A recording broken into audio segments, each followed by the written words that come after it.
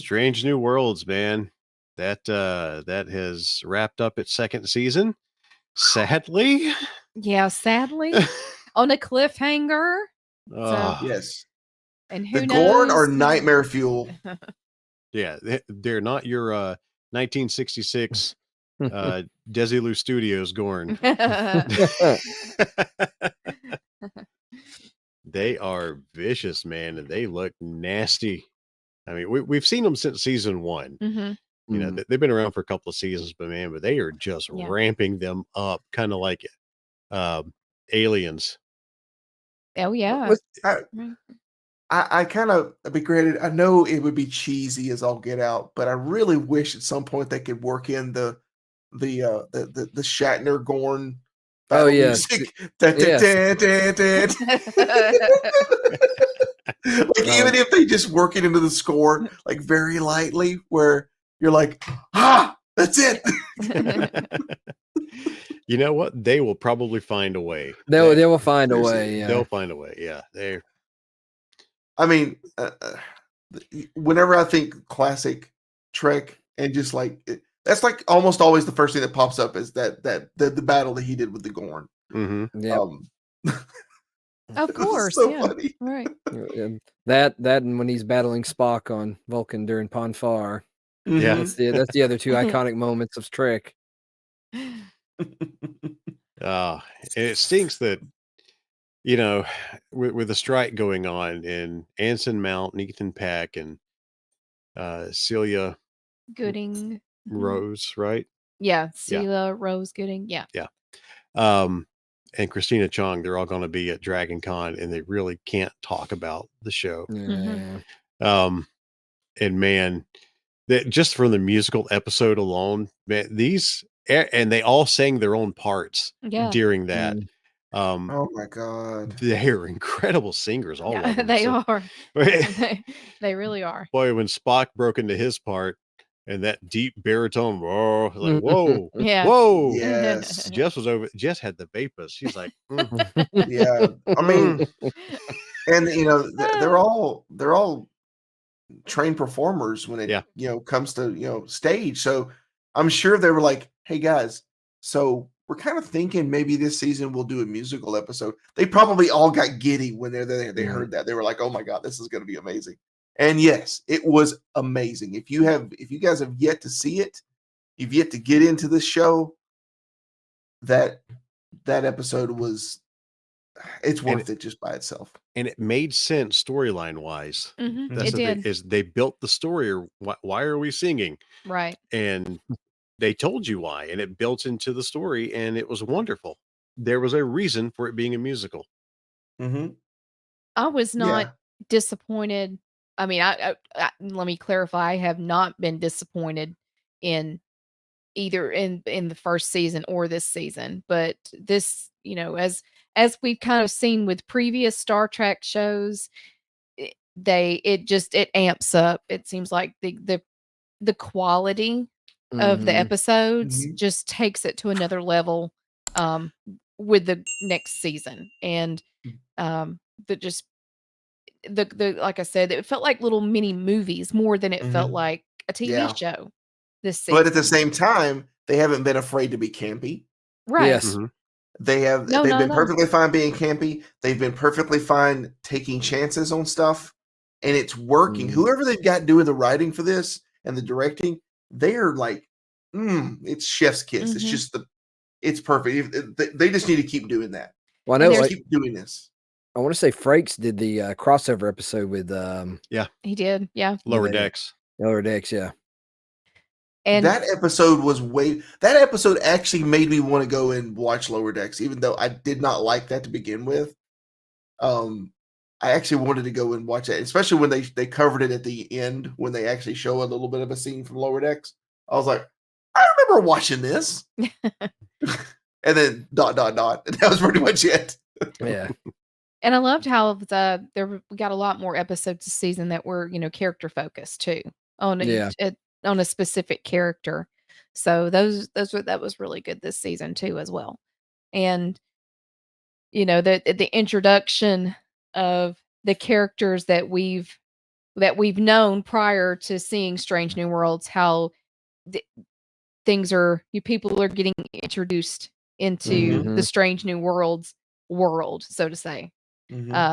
Has been really great too. I mean, romances between characters you never would have thought you would ever see, like ones that in traditional storylines were bitter rivals. Yeah. In some original movies that were bitter rivals, like names, like surnames, right, that were bitter rivals.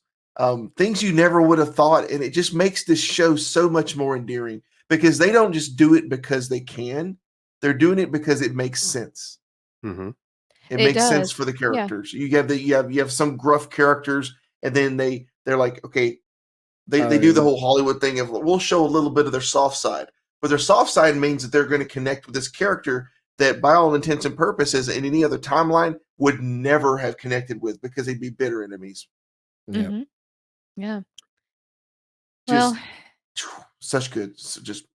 I hate that it had to come to an end, and it did. Like I said, on a cliffhanger. So, don't know when. As of right now, with everything going on, that pushes things back to proceed with next season. So we'll see what happens when we get season 3 and we pick back up. Yeah, and they'll definitely pick it back up. I mean, it's not it's not like Las Vegas where they man, back in the early 2000s, man, that was one of my all-time favorite shows. I was loving it. And they got to season 5, and they got to, I think it was season 5 for season 6, and the stories were clicking and things were going well, and then NBC canceled it on the cliffhanger. Yeah, it's one of the few shows that didn't survive or come back, right? Yeah. I mean, Molly Sims, her character, was in the process of having a baby, and we're about to find out some stuff about her baby and some other storylines. And all of a sudden, NBC's like, bye, and they toss it out. And I think it's Gary Scott Thompson, is that his name? The guy who created the show. It's when Twitter first came out, like in 2007, 2008. He signed up on Twitter just to relay the rest of the show, the rest of the story, what was being planned out. He's like, well, since NBC won't let me show you, I guess I can tell you on Twitter.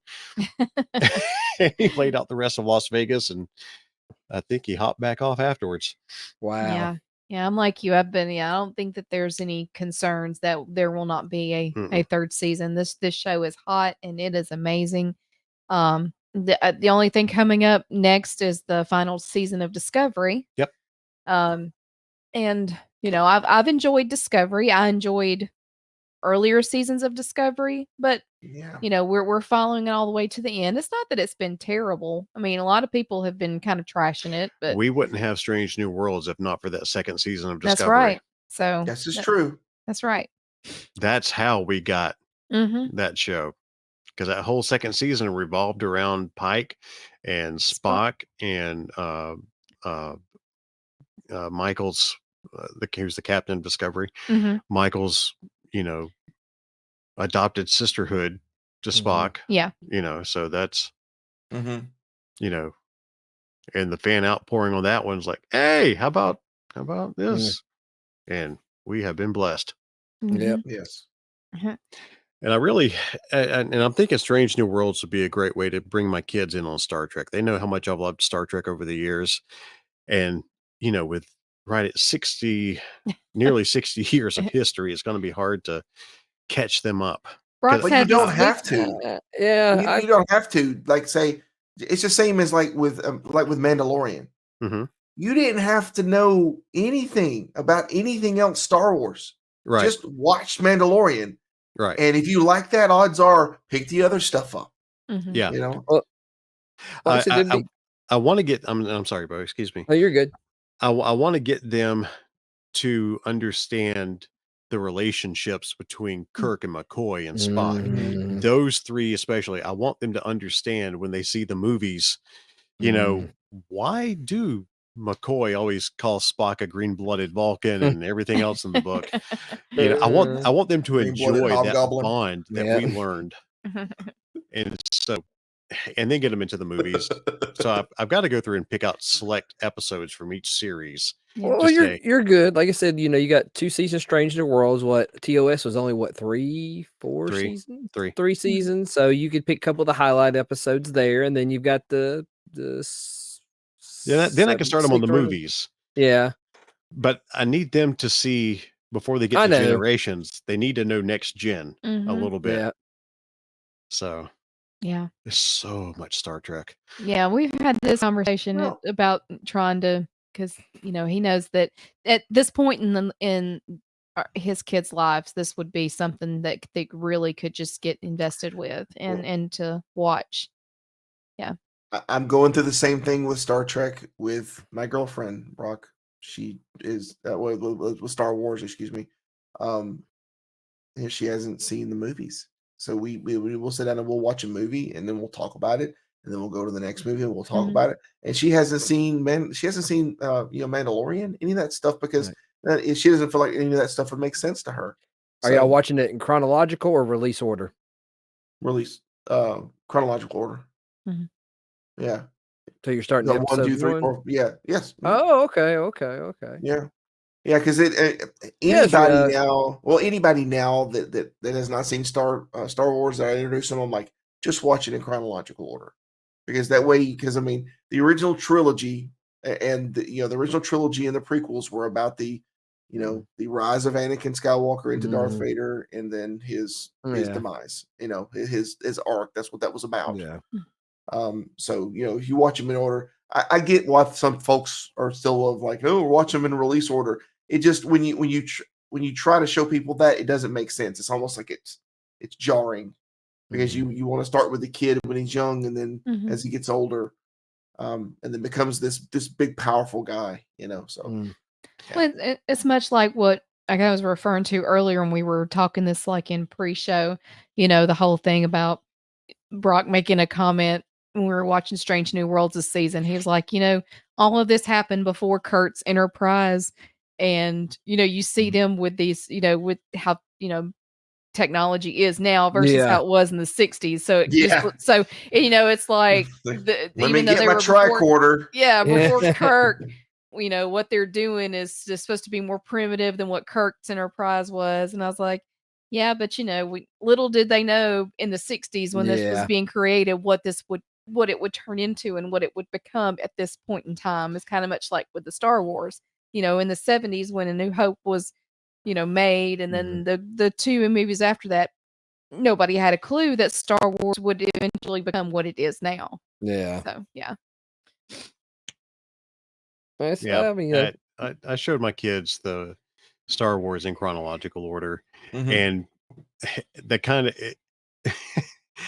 selfishly, it broke my heart to do that, because it's like they knew the entire time yeah. that Anakin and Vader were the dad, and that was such when we were kids and seeing that for the first time, that was such a massive shock to Yep. the system. Yep. Like, oh my gosh, he's their dad. Mhm.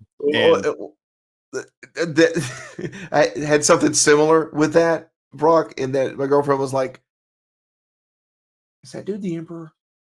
That dude's the Emperor, isn't he? That dude's a bad guy. Why is he? Why are they calling him a chancellor? That's the freaking." Yeah. So I was like, I'm not Yeah. saying anything. She's like, "Is he the Emperor?" I'm like, no, he's not. He's the chancellor. Currently. Yeah. But is he weren't the No, lying. he's not. Not where we are. I'm not saying anything. Now, maybe think, now that you're showing it, are you going to throw in Obi-Wan in there before she watches the original trilogy? Because you could do that Mm. now.